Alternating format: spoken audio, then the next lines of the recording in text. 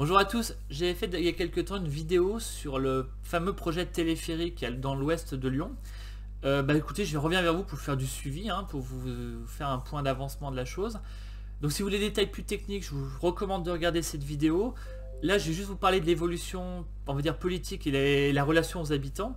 Clairement, aujourd'hui, ce que je pressentais, qui était l'opposition des habitants des communes qui allaient être survolées par ce territoire, qui sont les principales communes utilisatrices de ce mode de transport, que sont Francheville, Sainte-Foy et la Mulatière, l'opposition monte. Donc Sainte-Foy et la Mulatière sont des communes qui ont voté contre ce projet en conseil municipal, parce que les maires sont soutenus par la population de manière très forte. Il y a une pétition qui tourne.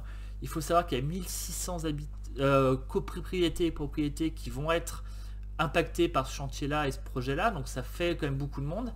Donc l'opposition des habitants et des élus est là, et on sent aussi qu'il y a un retour à la réalité chez les écologistes, parce qu'il faut bien comprendre, c'est un projet qui est pour eux symbolique et idéologique, qui était porté par des associations écologistes avant dans un travail de lobbying de terrain, un travail de lobbying politique sur le terrain de l'ouest lyonnais. Donc eux, ils sentent que ça coince. Il y a des élus écologistes de Francheville qui commencent à dire faudrait peut-être qu'on prenne du temps, qu'on explique mieux, c'est quand même un projet qui est très innovant, il faut faire de la concertation et compagnie. Donc vous voyez bien que pour eux ça devient un problème. Ils sentent que le terrain répond mal à cette offre. Et puis vous avez l'élu écologiste en charge de la chose à la métropole, qui est M. Colas, qui commence à dire si les habitants n'en veulent pas, on le fera ailleurs ou on le fera pas. Donc vous sentez vraiment qu'il y a un retour à la réalité. Et en question de mobilité, je pense que le retour à la réalité chez les écologistes risque d'être violent. Parce que, là, par exemple, je prends l'exemple du vélo. Alors, je ne suis pas là pour faire le procès du vélo, mais plutôt de la manière dont sont mises en place les pistes aujourd'hui. Les pistes cyclables, elles sont mises en place de manière non concertée. C'est-à-dire que des fois, vous voyez une rue qui a des travaux, vous ne savez pas ce que c'est. Ils sont en train de mettre une piste cyclable. Bien ou pas bien, la question n'est pas là, c'est la manière de faire. Ils piétonnisent des rues sans prévenir, ils passent en zone 20 des rues sans vraiment prévenir les gens. Ils sont en train de transformer la ville, développer leur programme. C'est ce qu'on doit faire quand on est élu, donc ça on ne peut pas leur reprocher.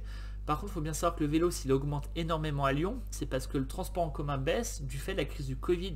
Donc quid de la situation dans un retour à la normale, quid des modes de vie des gens, comment ils vont revivre et compagnie, la circulation qu'il y aura. Donc c'est une vraie question.